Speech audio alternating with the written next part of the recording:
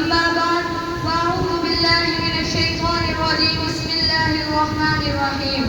قال الله تبارك وتعالى في القرآن المجيد والفرقان الحميد رضي الله عنهم ورضوا عنه اسلام وہ شجر نہیں جس نے پانی سے غذا پائی اسلام وہ شجر نہیں جس نے پانی سے غذا پائی دیا خون صحابہ نے تو چمن میں بہار آئی میرے نہایت ادب کے لائق محترم اساتذہ کرام اور میرے جامعۃ الاسلامیہ کے مہکتے ہوئے پھولوں آج میں اسماعیل کے توسط سے اس چمن کی سیر کروانا چاہتا ہوں جس کے پھول کلیوں کی مہک مشرق و مغرب اور شمال اور جنوب تک پھیلی ہوئی ہے کیونکہ ان کے فضائل و مناقب اور شان خود رب کعبہ نے قرآن مجید میں اور تاجدار مدینہ نے اپنی لسان نبوت سے واضح کیے ہیں عزیزان دین صحابہ کی شان کے لیے سورۃ توبہ کی آیات نمبر 100 ہی کافی تھی جس میں اللہ رب العزت نے فرمایا رضی اللہ عنہ ورضوا عنہ لیکن اللہ سبحانہ وتعالی نے ان کے ایمان و تقوی احسان اور جانثاری کو دیکھتے ہوئے قرآن مجید میں ان کے فضائل و مناقب کے انبان لا دیے کہیں پر سورۃ الفتح میں فرمایا لقد رضی اللہ عن المؤمنین اذ یبایعونک تحت الشجرہ اور کہیں پر سورۃ المجادلہ میں فرمایا رضی اللہ عنہ ورضوا عنہ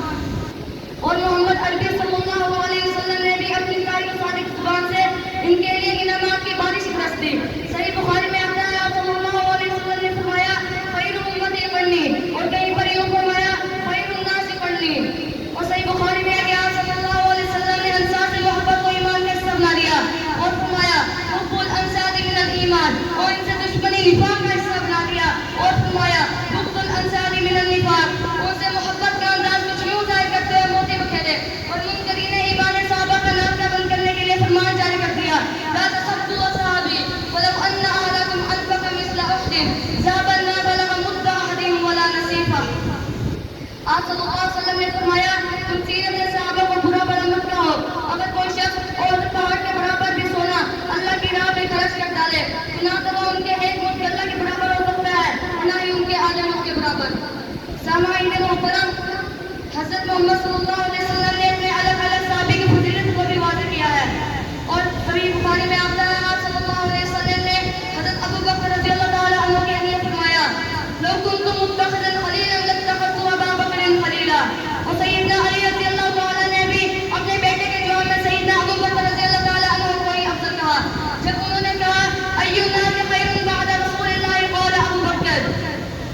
اور سیدنا عمر رضی اللہ تعالی عنہ بھی اور سیدنا عمر رضی اللہ تعالی عنہ کے بھی آپ صلی اللہ علیہ وسلم نے فرمایا میں نے جنت میں ان کا محل دیکھا ہے اور صحابہ میں سیدنا ابو بکر رضی اللہ تعالی عنہ کے بعد سیدنا عمر رضی اللہ تعالی عنہ کو ہی افضل کہتے تھے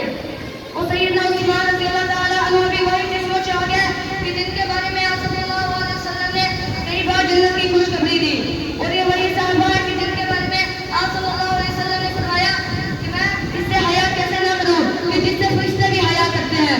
اور سیدنا علی رضی اللہ تعالی عنہ کی فضیلت بھی باقی صحابہ کی طرح واضح ہے کہیں پر ان کے لیے فرمایا علی اللہ سے محبت کرتا ہے اور اللہ علی سے محبت کرتا ہے اور مستد احمد میں آتا ہے کہ فرمایا من سب علیہ فقط سبنی یہی وجہ ہے کہ اللہ تعالیٰ نے قرآن پاک میں فرمایا فَإِنْ آمَنُوا بِمِثْلِ مَا آمَنْتُمْ بِهِ فَقَدِ اهْتَدَوْا اگر تم ان جیسا ایمان لائے تو تم کامیاب ہو جاؤ گے اور کہیں اللہ نے ان سے راضی ہونے کا اعلان کر دیا رضی اللہ عنہ ورضوا عنہ اور کہیں پر لقد رضی اللہ عن المؤمنین اذ یبایعونک تحت الشجرہ وعلم ما فی قلوبہم فانزل السکینۃ علیہم واصابہم فتحا قریبا کسی شاعر نے کیا خوب کہا ہے اللہ نے زینت بخشی ہے افلاک اور روشن تاروں سے اللہ نے زینت بخشی ہے افلاک اور روشن تاروں سے اسلام نے عزت پائی ہے محبوب خدا کے آنوں سے رو بکرو عمر ہے صبح و بسر مسکان و علی ہے قلب و جگر ہوتے ہیں دفاع کیوں پوچھو تو ان اخیاروں سے تاریخ صحابہ ثابت ہے قرآن کی تیسکاروں سے سامعین گرامی ان لوگوں نے دین اسلام کے لیے اپنے جان و مال کو قربان کر دیا اپنا سب کچھ قربان کر دیا تو اللہ تعالیٰ نے ان لوگوں کو ایسا عظیم مرتبے سے نوازا تو اللہ تعالیٰ نے ان لوگوں کو ایسا عظیم مرتبے سے نوازا کہ رہتی دنیا تک ہر خیر لوگوں کی زبان پہ ان کا تذکرہ رہے گا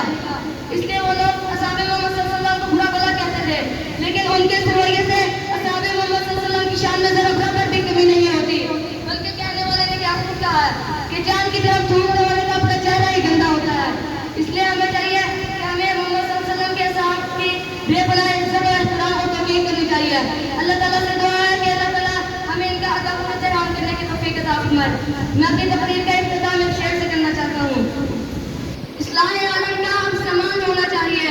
اصلاح عالم کا ہم سامان ہونا چاہیے. سب کا دستور عمل شان صحابہ ہونا چاہیے. یہی عادت ہے کہ سیرت صحابہ عام ہو جائے. یہی عادت ہے کہ سیرت صحابہ عام ہو جائے. ہر ایک پرسن سے اونچا پرسن دین اسلام ہو جائے. واخر الدعوات